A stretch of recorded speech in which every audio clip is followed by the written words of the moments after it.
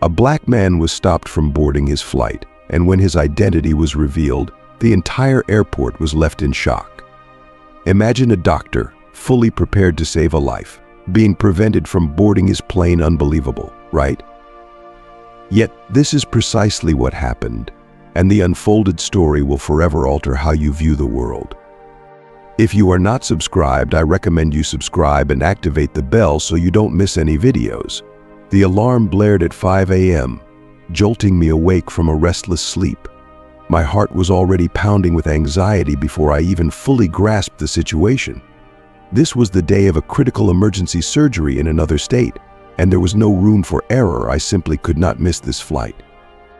As I rushed to get ready, my mind was consumed with thoughts of the patient awaiting my intervention, a 62-year-old man suffering from scarcity, a challenge that only a few surgeons in the country were qualified to tackle. Every single minute was crucial. When I glanced in the mirror, I saw a 45-year-old black man with graying hair at the temples and eyes marked by sleepless nights.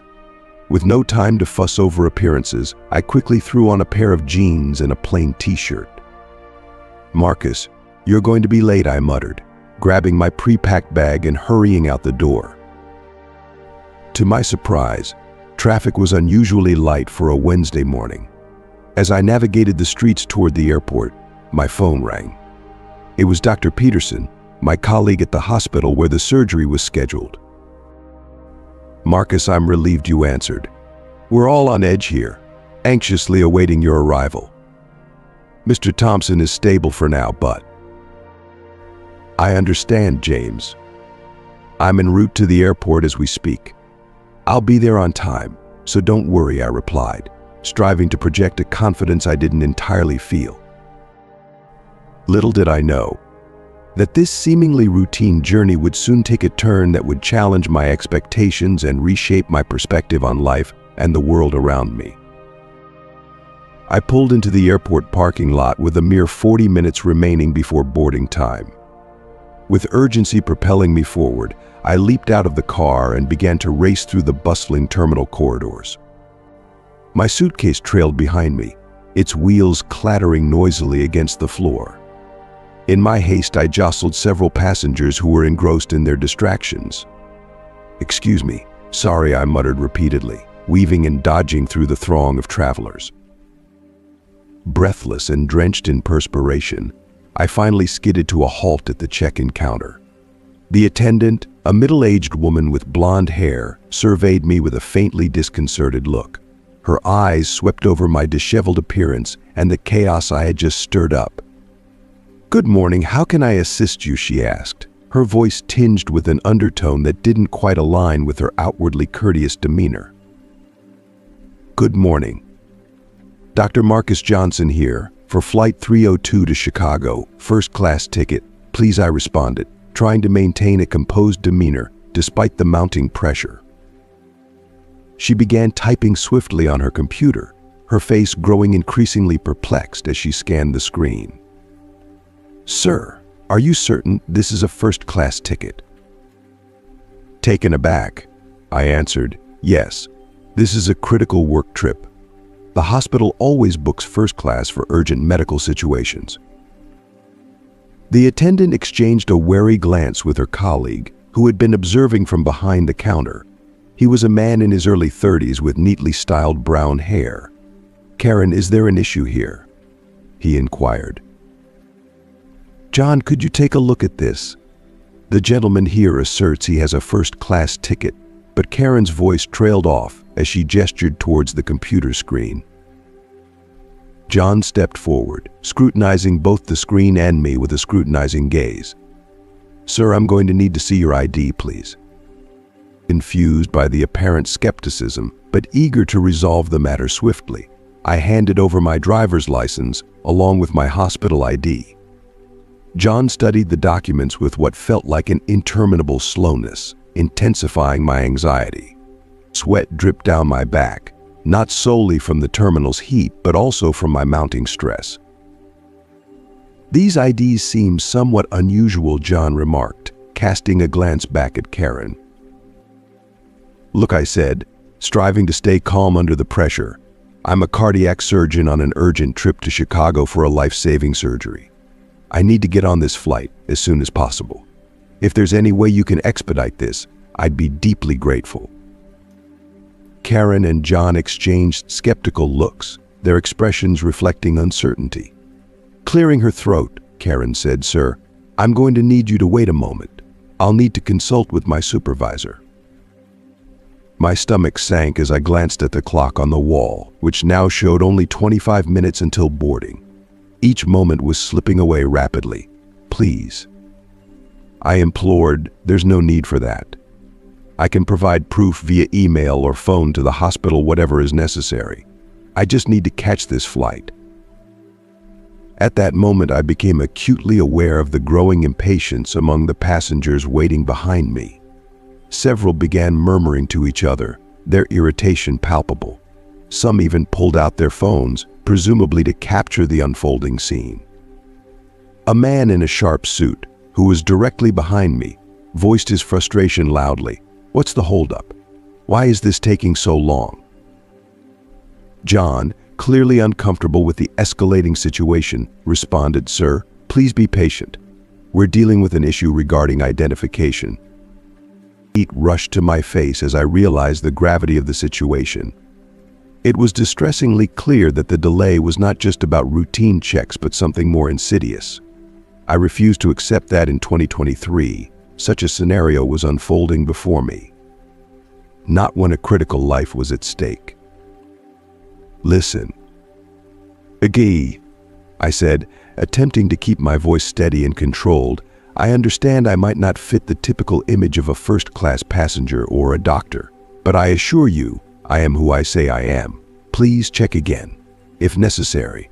Call the hospital to verify my credentials. I cannot afford to miss this flight." Karen's irritation was palpable as she responded, "Sir, I need you to calm down. The supervisor is on their way and will resolve this matter. However, if you continue to cause a disturbance, we'll have to involve security." I closed my eyes momentarily, grappling with a mix of anger and despair. How could I convey the urgency of my situation? How could I convince them to look past their assumptions and see the reality of the life-threatening situation I was facing? The supervisor, a middle-aged man with a badge identifying him as Robert, arrived quickly. He listened attentively as Karen and John recounted the situation. Then he turned his gaze to me. "Dr. Johnson, is it? If you could please come with me, we'll handle this in a more private setting." As I followed Robert, I could hear the whispers from the line behind me, some voices expressing sympathy, others annoyed by the delay. They were oblivious to the critical nature of the situation, unaware that each lost minute could jeopardize a life in Chicago. If you are still watching this video and find these stories useful, please comment number 1 below to let me know that you are still watching this video with me. Thank you for your valuable time. Robert led me to a small, nondescript room at the back of the check-in area. The space was stark and cramped, furnished only with a table and 2 chairs.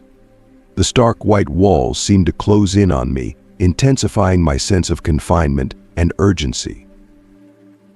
"Dr. Johnson, please have a seat," Robert instructed, gesturing to one of the chairs. His tone was polite, but the subtle wariness in his eyes spoke volumes. "Mr. Robert," I began, trying to keep my voice steady, "I need to make it to this flight. There is a patient in Chicago waiting for emergency surgery. This is a matter of life and death, and I'm asking for your assistance to expedite this process." Robert's scrutinizing gaze lingered on me, taking in my casual attire with a discernible air of skepticism. "I understand that you're in a hurry, sir, but we have established protocols that we need to follow. Could you please show me your documents again?" I let out a deep, weary sigh, my frustration palpable. I handed over my hospital ID and driver's license once more, feeling the weight of each moment into eternity. Robert examined the documents meticulously, holding them up to the light, as if hoping to catch a glimpse of something fraudulent or amiss. His thorough inspection felt like a personal affront, an unwelcome reminder that my credibility was being questioned at a time when I was already on edge. "These documents seem rather unusual," he remarked, echoing the earlier doubts voiced by John, the security officer. His tone was casual, but it carried an undertone of disbelief that only fueled my growing irritation. "They are completely legitimate," I snapped, my voice trembling with the strain of maintaining composure. "If you need further verification, I can call the hospital right now. They can confirm my identity without any doubt." Robert dismissed my offer with a wave of his hand, his demeanor cold and unyielding. "Dr. Johnson, if that's really who you are, you must understand that we need to exercise caution. It's highly unusual for someone with your appearance to claim a first-class ticket and assert that they are a renowned doctor." My blood boiled at his words. "My appearance? What exactly do you mean by that, Mr. Robert?" I demanded, my voice rising with indignation. Robert's discomfort was evident, but he pressed on. "Well, your casual attire and your visibly agitated demeanor, it's not typical for our first-class passengers. It raises questions that we can't ignore. I'm dressed like this because I had to leave my home in a rush due to a medical emergency," I exclaimed, my frustration spilling over. "And as for my behavior, how do you expect me to remain calm when I'm being unfairly targeted and prevented from performing my duties because of prejudice?" Robert raised his hands in a defensive gesture, his expression a mix of unease and detachment. "Sir, there's no need to become agitated. We're just following standard procedures." At that moment, a loud commotion erupted outside the room, and the door burst open. Karen, the check-in attendant, rushed in, her face flushed with urgency. "Robert, the situation is spiraling out of control. Some passengers are filming the incident and threatening to post it on social media." Robert's face went pale, a look of panic and frustration crossing his features. He turned to me, his eyes reflecting a blend of concern and irritation. "Dr. Johnson, I'm going to have to ask you to come with me. We need to resolve this issue in the presence of our security team."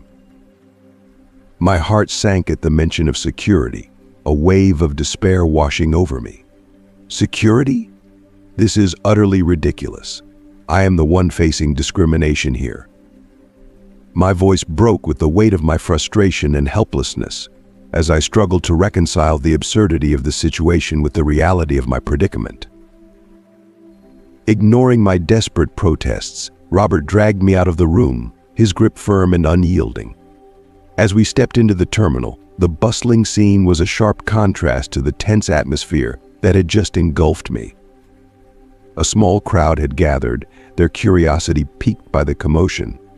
Many passengers had their phones out, recording the unfolding drama, while others were engaged in loud, heated exchanges with the airport staff.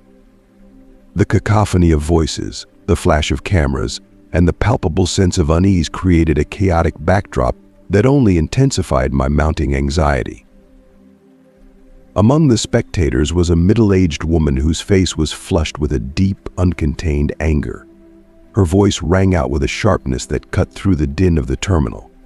"This is outrageous," she exclaimed, her words filled with indignation. "You can't treat people like this just because of the color of their skin." Her outburst was not just a critique of the situation, but a fierce condemnation of the injustice she perceived. Her eyes, wide and blazing with fury, reflected a profound sense of moral outrage, resonating with the growing sentiment of the crowd. Robert, trying to maintain some semblance of authority, attempted to placate the situation. "Mom, please step back. This is an internal matter," he said, though his voice wavered, betraying his uncertainty and the mounting pressure he felt. His attempt to assert control was undermined by the growing intensity of the situation and the visible unease among the crowd. As I glanced at the clock on the wall, the reality of the situation hit me with full force. Only 10 minutes remained until my flight was scheduled to depart, and the gravity of the impending delay weighed heavily on my shoulders. Desperation clawed at me, twisting my insides into knots. With a trembling voice, I turned to the crowd, my plea spilling out with a raw intensity. "Please," I begged, addressing not just Robert but everyone around me. "I'm Dr. Marcus Johnson. I have an emergency surgery scheduled in Chicago. My life depends on me. I can't afford to miss this flight." The words felt like they were tearing from my very soul, a desperate cry for understanding and compassion amid an overwhelming crisis. My heartfelt plea seemed to resonate with some of the onlookers. The murmurs of sympathy that began to spread through the crowd were like a balm to my frayed nerves. The shared empathy and growing concern among the passengers offered a flicker of hope in an otherwise bleak situation. Just then, 2 security guards approached, their presence commanding immediate attention. The taller of the two, his deep, resonant voice cutting through the tense silence, asked, "What's the issue here?" The question hung in the air, a beacon of authority amidst the chaos, seeking to unravel the tangled web of misunderstanding and injustice. Before Robert could fully explain the situation, a woman's voice, sharp and clear, cut through the growing silence. "Wait a minute, I know this man." Her voice, though coming from behind the crowd, carried a sense of urgency that immediately shifted the focus. The crowd parted, revealing a young woman in her early 30s, impeccably dressed in a business suit. Her heels clicked authoritatively on the tiled floor as she made her way toward us, her expression a mix of determination and relief. "Dr. Johnson, it's me, Sarah from Mount Sinai Hospital," she said, her voice filled with recognition and concern. "What are you doing here?" The sight of Sarah, someone familiar and trusted, was like a lifeline thrown into the turbulent sea of my predicament. Relief flooded through me as I saw her. "Sarah, thank God you're here," I exclaimed, my voice breaking with emotion. "I'm trying to get to Chicago for an emergency surgery, but they're not letting me board the flight." The words came out in a rush, a mixture of relief and frustration at the absurdity of the situation. Sarah's face hardened with a fierce resolve as she turned her gaze to Robert and the security guards. Her eyes blazed with an intense, unyielding anger. "Do you have any idea who this man is?" she demanded, her voice rising with indignation. "Dr. Marcus Johnson is one of the top cardiac surgeons in the country. If he says he has an emergency surgery, you should be rolling out the red carpet for him, not treating him like a criminal." Her words were a powerful declaration of support, a public defense of my professional integrity and the urgency of my situation. If you are still watching this video and find these stories useful, please comment number 2 below to let me know that you are still watching this video with me. Thank you for your valuable time. Robert, visibly flustered by Sarah's passionate intervention, stammered, "Mom, we were just following procedure." "Procedure?" Sarah's voice cut through his words with sharp disbelief. "Is it procedure to racially profile someone and prevent them from performing their essential duties?" Her retort was not just a critique of the specific incident, but a broader condemnation of systemic injustice. Her anger and frustration were palpable, and they struck a chord with the growing crowd, turning their sympathy into a collective outcry for justice. The security guards exchanged uneasy glances, their faces painted with a blend of confusion and anxiety. The tall, broad-shouldered guard with a grim expression muttered, "Maybe we should check with the airline staff again." His voice trembling slightly, as though he feared the situation might spiral further out of control.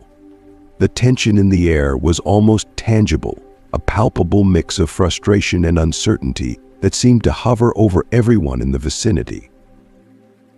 Sarah, her patience worn thin, took decisive action.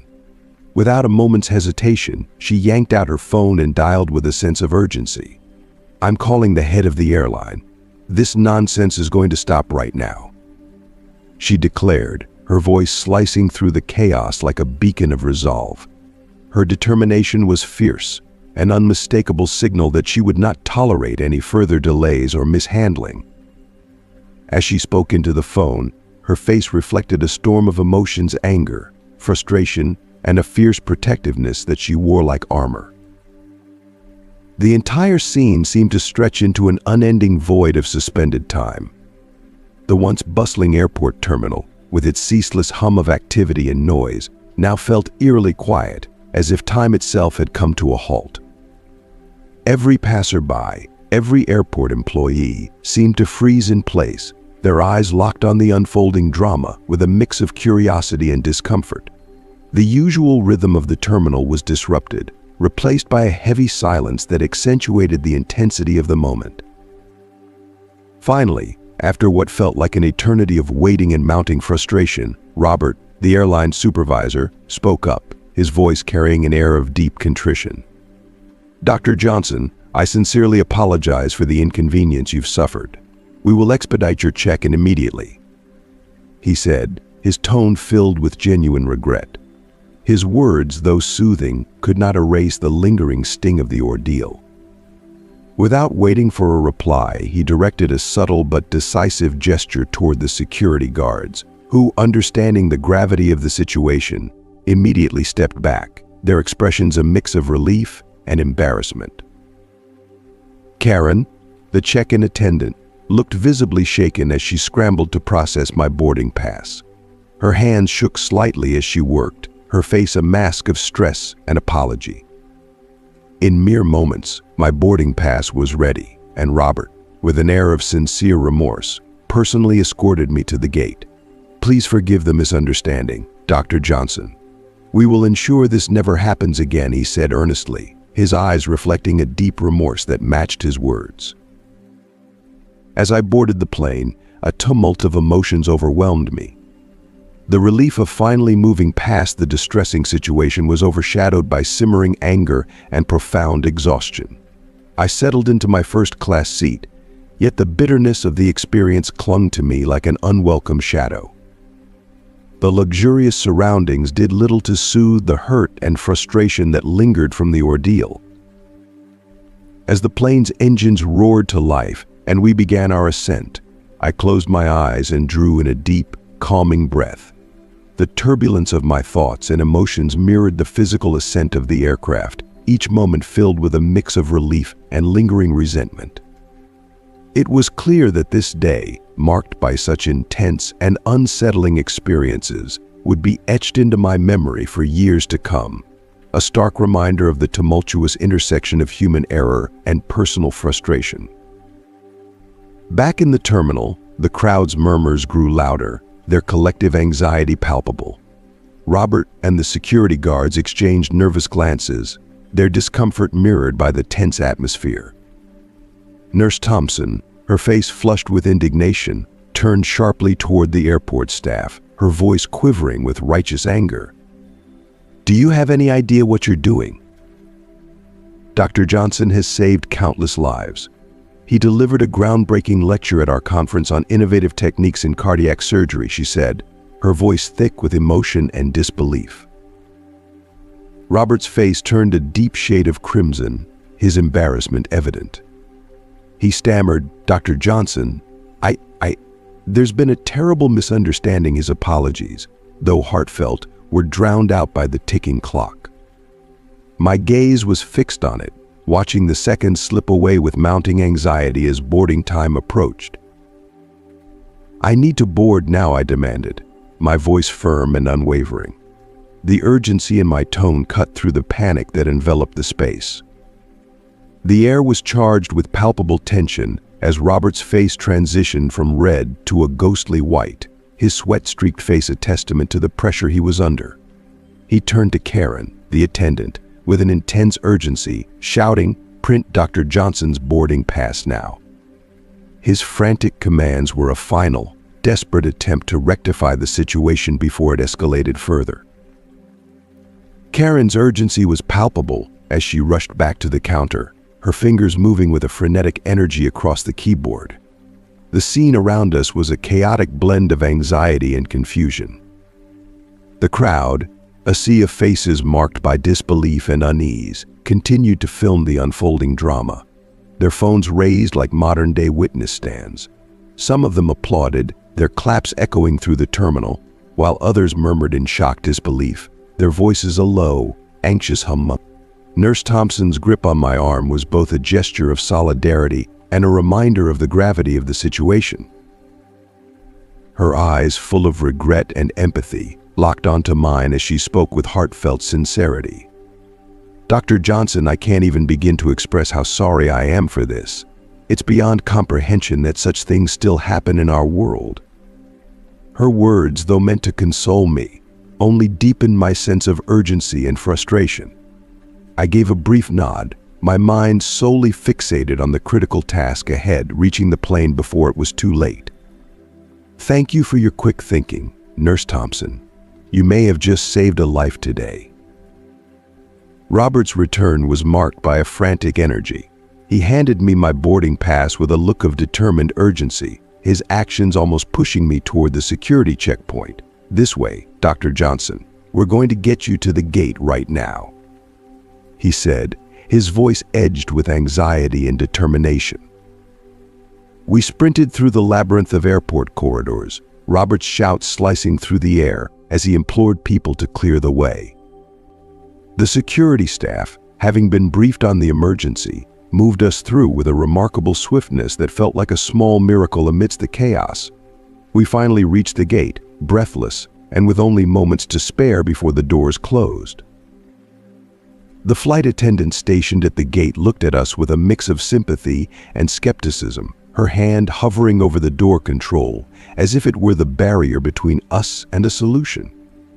"I'm sorry, but we're about to close boarding," she said, her voice tinged with regret but firm in its finality. Robert, panting heavily and frazzled by the urgency, intervened with a desperation that mirrored my own. "Please, you have to let Dr. Johnson board. There's been a terrible misunderstanding, and he needs to be on this flight." The flight attendant's gaze flitted between me and Robert, her confusion evident as she tried to grasp the gravity of the situation. I'm not sure if I can." At that precise moment, my phone rang, its tone cutting through the tension like a lifeline. It was Dr. Peterson from Chicago, his voice urgent and strained with concern. I answered immediately, putting the call on speaker as the situation grew increasingly dire. "Marcus, where are you?" "The patient is already being prepped for surgery," Dr. Peterson's voice crackled through the phone, a mixture of anxiety and expectation filling the air. "I'm at the gate now, James." "There was a significant issue, but I'm working through it," I replied, locking eyes with the flight attendant, whose expression shifted as she processed the seriousness of my situation. With a nod of understanding and a gesture of compassion, she stepped aside and opened the gate door. "Go ahead, Dr. Johnson. I wish you the very best with the surgery." With my heart pounding like a drum in my chest, I sprinted down the jet bridge, each step feeling like a race against time. As I boarded the plane, the curious stares of the first-class passengers pierced through me, their looks a mix of bewilderment and concern as they undoubtedly wondered about the cause of the unexpected delay. I barely had time to settle into my seat before the plane began its taxiing, the roar of the engines a deafening reminder of the urgency of my mission. I closed my eyes, desperately trying to calm my racing heart and focus on the critical task that awaited me. If you are still watching this video and find these stories useful, please comment on number 3 below to let me know that you are still watching this video with me. Thank you for your valuable time. The 2-hour flight to Chicago stretched out like an eternity, each minute feeling like a lifetime as my mind replayed the chaotic events of the airport. Frustration, anxiety, and relief battled within me, creating a tumultuous storm of emotions. As soon as the plane touched down, I reached for my phone with a sense of urgency and weariness. "James, I've landed. I'm on my way." "Thank God, Marcus. Mr. Thompson is stable for now, but we need to get started on the surgery immediately." "What on earth happened?" Dr. Peterson's voice carried a mixture of relief and intense curiosity, reflecting the gravity of the situation. I sighed deeply, the weight of the day's events pressing heavily on me. "It's a long and complicated story, James. I'll explain everything once I arrive." A hospital car was waiting for me as I disembarked from the plane, a familiar and somewhat comforting sight amid the chaos of the day. As we made our way through the bustling streets to the hospital, my mind was consumed with troubling thoughts. The distressing incident at the airport had left me reeling.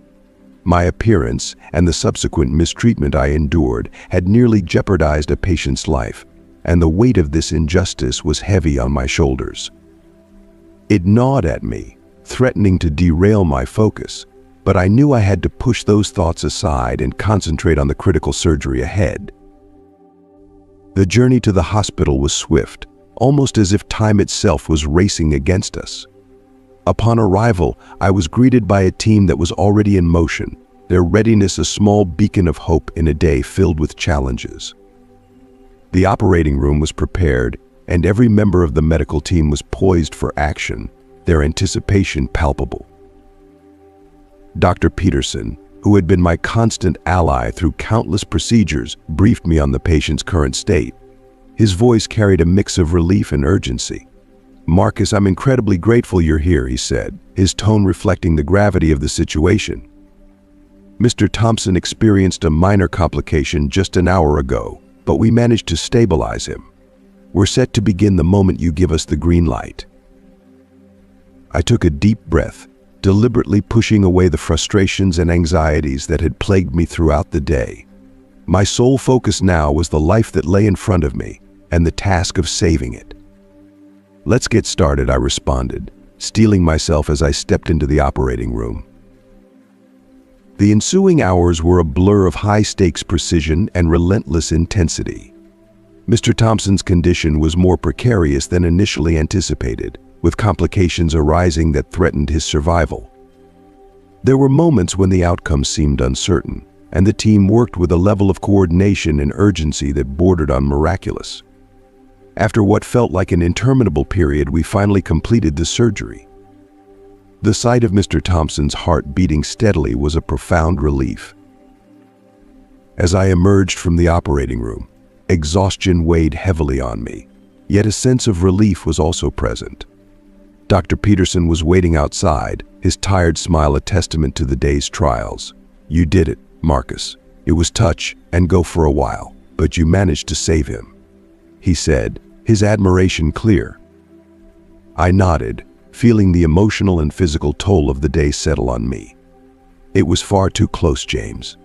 "Far too close," I replied, my voice heavy with the strain of the day's events. Dr. Peterson's expression shifted as he noted the depth of my exhaustion and the underlying tension. "What happened at the airport, Marcus? You seem unsettled, and I suspect it's more than just the surgery." I hesitated, unsure of how to convey the profound humiliation and anger I had experienced. The words felt inadequate to capture the full extent of the emotional turmoil. "James," I began, but my phone's notification interrupted me.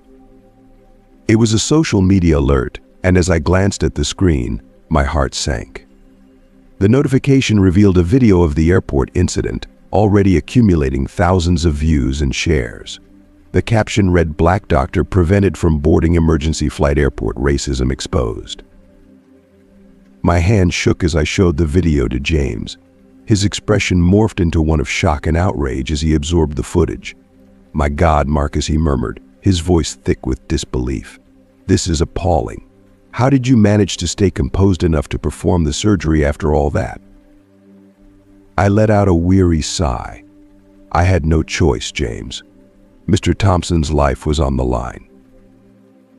Just then, a nurse appeared in the hallway, her face a mixture of concern and excitement. "Dr. Johnson, Dr. Peterson, you need to see this. It's all over the news." We followed the nurse down the corridor to the waiting room, where a small cluster of hospital staff had gathered in front of the television. The room was filled with an uneasy energy as everyone focused on the screen. A serious-faced news anchor appeared, delivering an unsettling report. "Shocking footage from this afternoon's incident at the international airport is currently making waves on social media," the anchor said gravely. The video depicts renowned cardiac surgeon Dr. Marcus Johnson being barred from boarding an emergency flight. an action that appears to be motivated by racial discrimination. My stomach tightened as the images of the airport unfolded on the screen. The footage was raw and unfiltered. The angry crowd, Robert desperately trying to explain the situation, and Nurse Thompson valiantly stepping in to defend me. It felt like a punch to the gut to see everything laid bare for the world to scrutinize. The anchor continued. Despite the significant delay caused by this incident, Dr. Johnson ultimately arrived in Chicago in time to save his patient's life. James placed a comforting hand on my shoulder. His expression was serious and concerned. "Marcus, this situation is escalating. You need to address it publicly."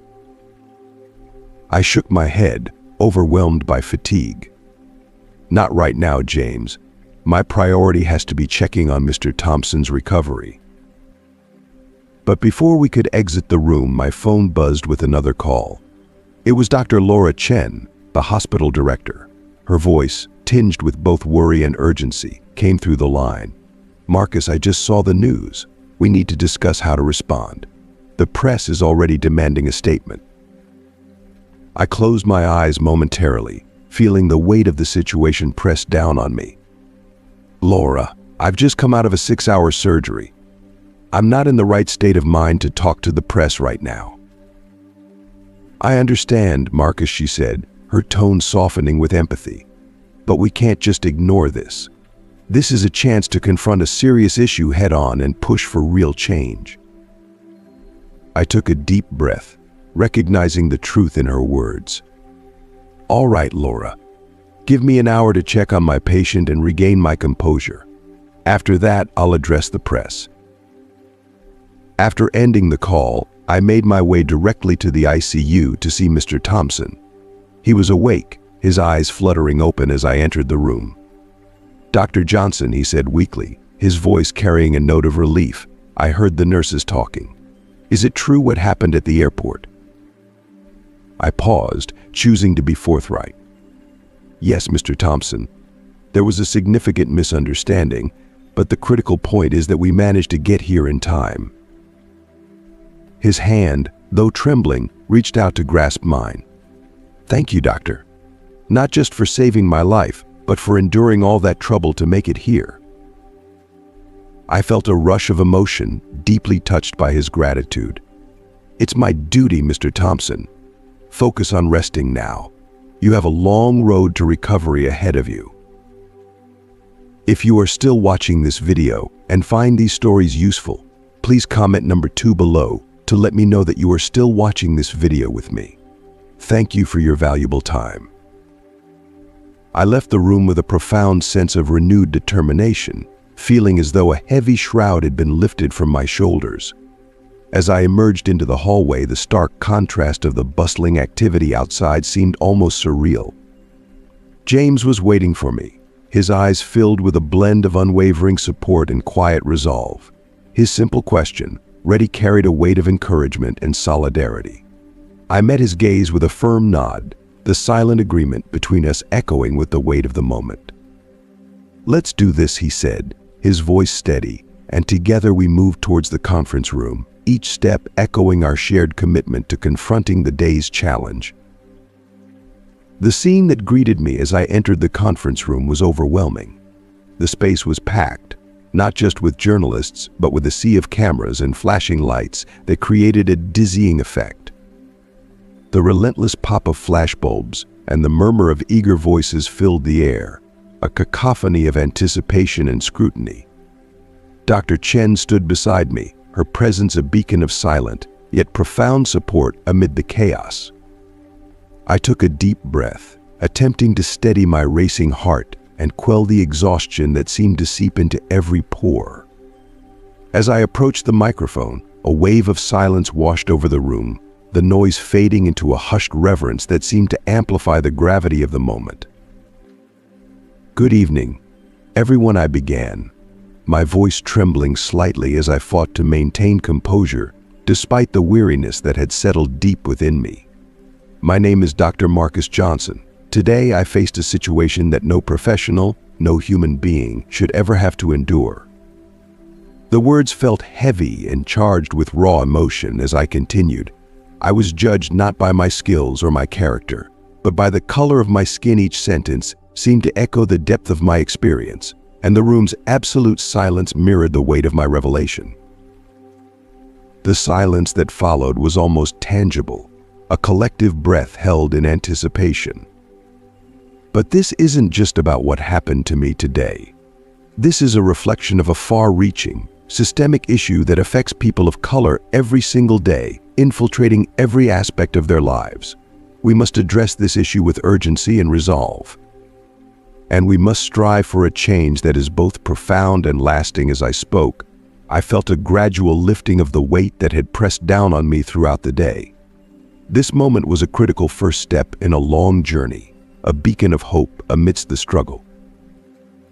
I want to extend my heartfelt gratitude to those who stood by me today, I continued, my voice gaining a touch of warmth as I mentioned individuals who had made a significant impact. In particular, I want to acknowledge Nurse Thompson, whose unwavering support and bravery provided a crucial lifeline during an exceptionally difficult time. And most importantly, I wish to express my deep appreciation for the medical team here in Chicago who worked tirelessly to save Mr. Thompson's life. His recovery is progressing well, and that, above all, is what truly matters to me. The words carried a deep sense of gratitude, underscoring the importance of those who had rallied around me in my time of need. I paused, allowing myself a moment to collect my thoughts and emotions. By sharing my story, I hope to illuminate the persistent and often unseen challenges faced by people of color. Even in the most critical situations, such as saving a life, we must recognize our collective responsibility to do better, and this endeavor requires a united effort from all of us. The gravity of my message resonated deeply, and as I concluded, the applause that erupted was a powerful acknowledgement of the need for change. As I stepped back from the microphone, Dr. Chen's gentle squeeze on my arm felt like a lifeline, a moment of human connection amidst the sea of faces and flashing cameras. "You did great, Marcus," she whispered, her voice filled with genuine admiration and solidarity. I nodded, overwhelmed by a complex mix of relief and exhaustion that washed over me like a tide. The press conference may have ended, but I knew that the journey ahead would involve more questions, more interviews, and perhaps more challenges. Yet, at this moment, I took solace in the knowledge that I had taken a significant step toward addressing an issue that needed to be confronted. With this thought firmly in mind, I made my way back to the ICU, acutely aware that the real work, the profoundly important work of healing, was only just beginning. As you've seen, the journey we go through in life can be filled with unexpected challenges and eye-opening moments. What do you think about this story? What have you learned so far? We'd love to hear your thoughts. Please take a moment to comment below on one thing you've learned and how you plan to bring it into practice in your life. If you like this video, please leave your comment below, and don't forget to like, share, and subscribe to our YouTube channel. Your support helps us continue sharing stories that inspire and provoke thought. This is the end of this wonderful story. I hope you liked it, and you were imbued with this atmosphere. Don't forget to subscribe to the channel as it promotes my video. Thank you everyone for watching. Bye everyone.